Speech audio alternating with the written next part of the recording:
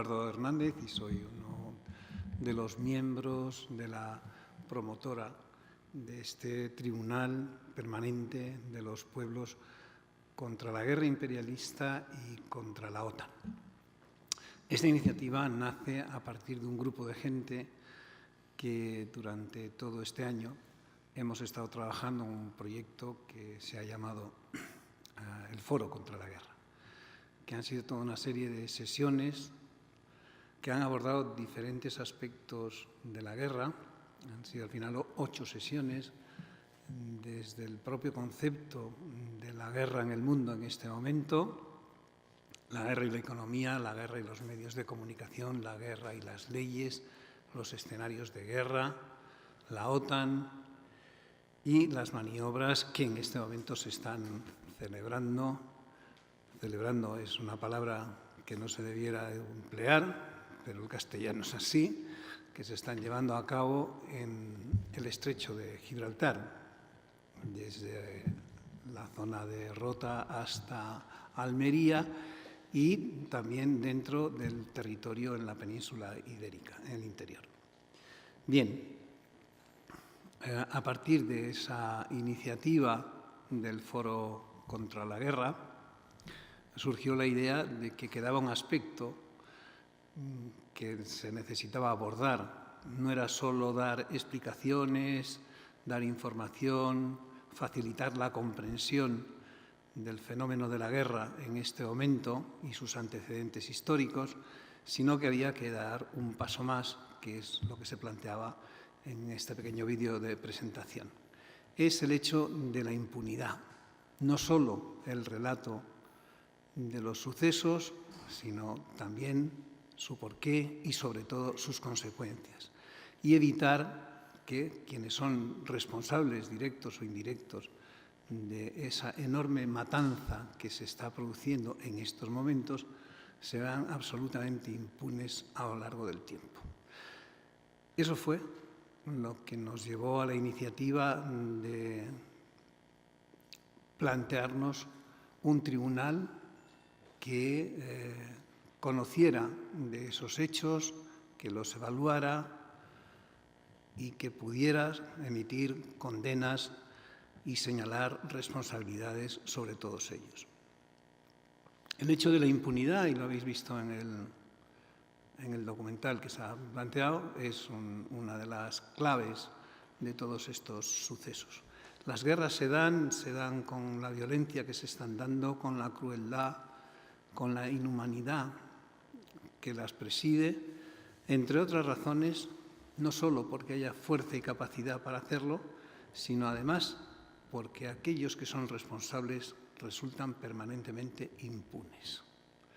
De tal manera que el tribunal es un elemento más pequeño, una iniciativa para intentar cortar esa trayectoria, para empezar a enfrentarse al hecho de la impunidad en las responsabilidades de todos los conflictos armados. En realidad, no es una tarea imposible, ni muchísimo menos, porque hay elementos más que suficientes, pero sí es una tarea difícil porque parece evidente que en estos momentos el tema de la guerra y de sus responsables no es un tema que en este momento esté como uno de aquellos que centran la atención del público en general, ni es uno de aquellos que esté presidiendo las movilizaciones incluso de la gente sensibilizada de izquierdas con estos elementos.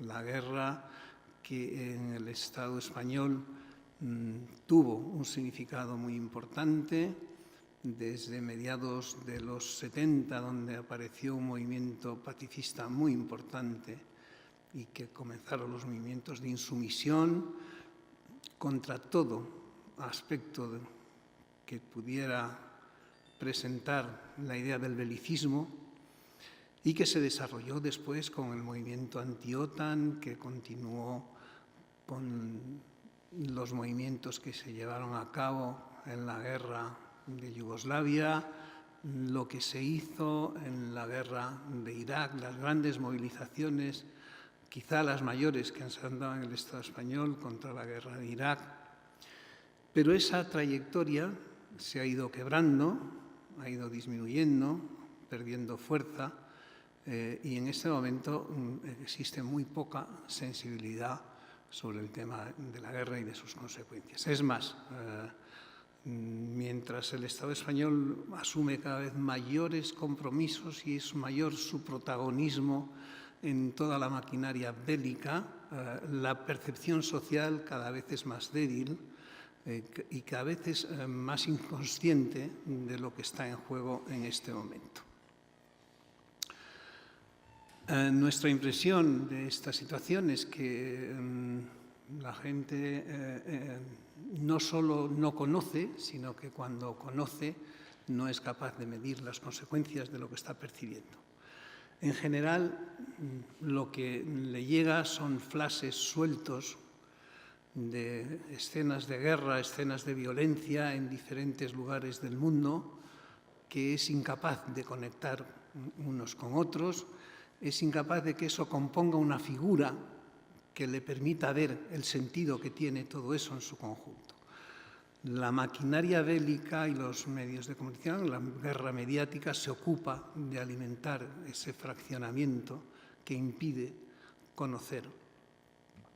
Pero incluso cuando la gente llega a conocer, y esto lo hemos comprobado en estos actos que comentábamos como el foro, toma una distancia respecto a ese tema. Es un tema cruel, es un tema inaceptable, pero no me compete. Yo no soy quien puede arreglar esa situación, toma una distancia y relega su responsabilidad. Y eso tiene dos consecuencias inmediatas muy importantes y que el tribunal intenta romper también. Una de ellas es la dejación de la responsabilidad, es decir, no asumo ninguna responsabilidad sobre algo que me afecte y que me afecta gravemente. Y la otra es la complicidad. No me importa demasiado ser cómplice.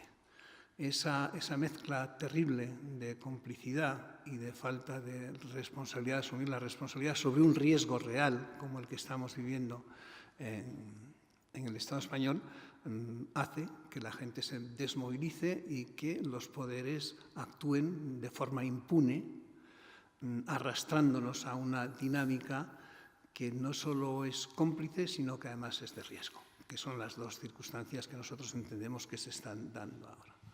De ahí, insisto, la idea de crear un tribunal que ponga eso de manifiesto, que señale y que busque responsabilidades y culpables directamente. Una de las dificultades que todos conocemos que se dan y que han aparecido en el documental es el hecho de que la legalidad la construyen los propios responsables desde la misma situación de violencia que se está dando. Son los mismos que crean los ejércitos secretos, los mismos que crean la dinámica belicista, los mismos que hacen las leyes, no son otros. Y por lo tanto, crean una legalidad que les permita estar a salvo de sus responsabilidades en todos estos fenómenos. De tal manera que nosotros pensamos que junto a la jurisprudencia, a las condenas legales, hay otras dos condenas en las que la sociedad sí tiene algo que decir y sí puede ejercer esa acción de condena. Y es el ámbito social y en el ámbito político. Por lo tanto, el tribunal pretende llevar a cabo condenas sociales, condenas políticas y, en los casos en que se tengan evidencias suficientes, intentar las condenas jurídicas.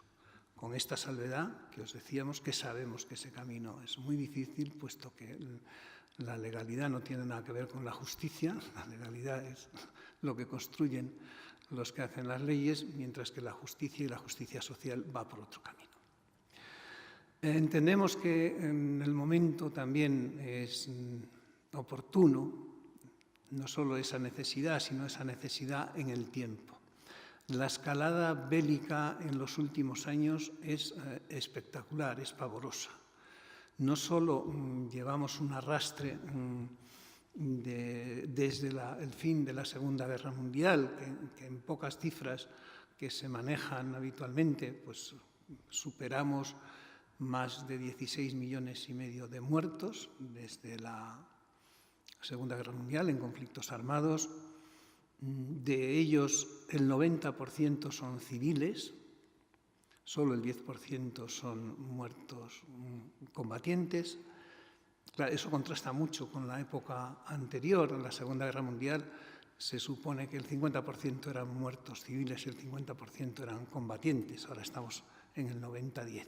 Pero además de ese 90% de víctimas civiles, el 70% son mujeres y niños. Lo que arroja un panorama del tipo de violencia y de crueldad a la que estamos sometidos. No solo es los muertos, que es con lo que se suelen medir las guerras, sino que ahora tenemos noticias que nos afectan un poco más directamente, aunque esas noticias están presentes siempre. Estábamos, según ACNUR, en 59,5 millones de desplazados. Y estos 59,5 millones de desplazados son una cifra creciente de forma vertiginosa en los últimos años. Por supuesto que la mayor parte de estos desplazados también son mujeres y niños.